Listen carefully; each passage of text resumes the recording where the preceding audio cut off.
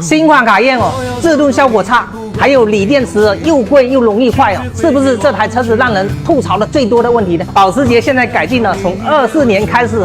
铅酸电瓶跟前6后4的活塞已经成为标配了哦。18到23的客户不要尴尬来找我就对了。你看这一套前6后4就是24年款拆车下来的价格还很亲民看一下之所以制动效果好的话，你看含的直径大了非常多，所以制动效果才会好还有这个挡板加油管也要一起更换掉如果你觉得10活塞的卡钿很笨重的话，那么6活塞的确是个很好的选择它不但制动效果好了刹车异响也变少了，关键是6活塞它没人造假了呀。